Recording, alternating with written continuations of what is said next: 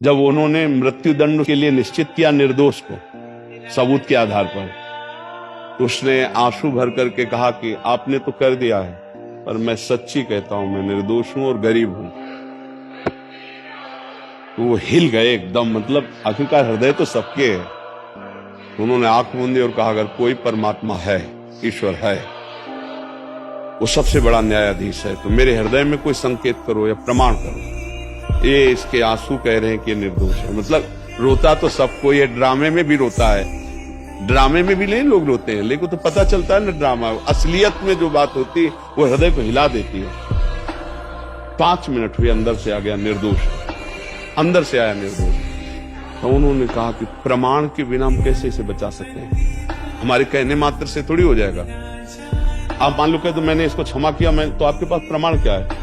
फिर आपको कहा जाएगा कि आपको पहुंच चुकी होगी रकम, इसलिए आप ऐसा, वकील आपके खिलाफ हो सकता है कि सर हम आपको प्रमाण दे रहे हैं, आप उसके पक्ष में कर रहे हैं, इसका मतलब है कि उन्होंने थोड़ी देर के लिए भगवान से प्रार्थना की कि मुझे प्रमाण चाहिए।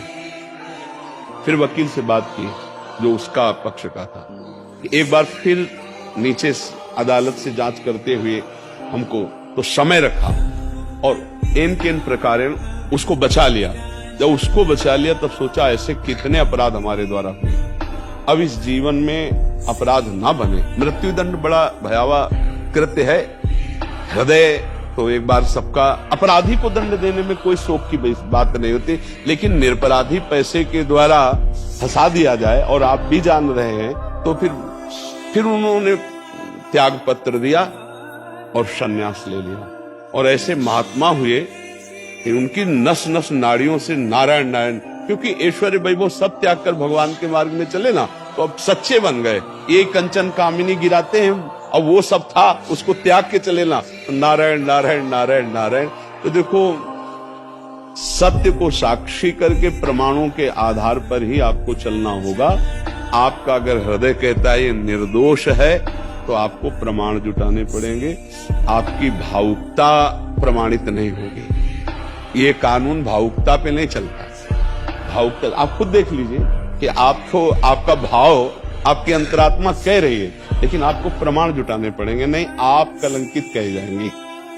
कि विपक्ष आपको बोलेगा कि हमारे पास प्रमाण है, लेकिन आप जो तो निर्णय आपका गलत है, या तो आपको अर्थ मिल चुका हुआ है, या आप धमकी से ऐसा, तो आपको अब उसमें आप क्या कर सकते हैं। इसीलिए भगवान को साक्षी करके जो सबूत मिले, जैसे उसी के आधार पर निर्णय करना होगा।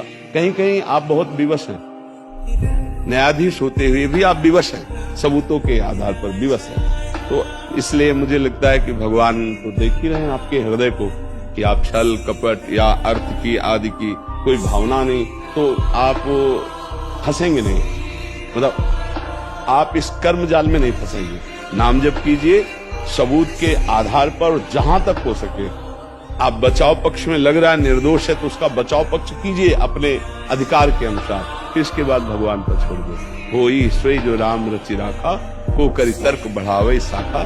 कई प्रकार की दोष वृत्तियां होती, जैसे आप इस बात को सूक्ष्मता से समझना, उस व्यक्ति ने उस समय वो कोई पाप नहीं किया जिसमें फंसाया गया, लेकिन यदि उसे दंड मिलना है तो आप असमर्थ हो जाएंगे, और उसको दंड देने के लिए आपकी कलम चल पड़ेगी, और वो होगा उसके किसी पाप का वो फल जो उसने पाप किया और गुप्त रह गया। और यहां वो निर्दोष है, लेकिन वो गुप्त पाप उसको दंड दिला रहा। पक्का समझ लेना, बिना अपराध के दंड नहीं हो सकता।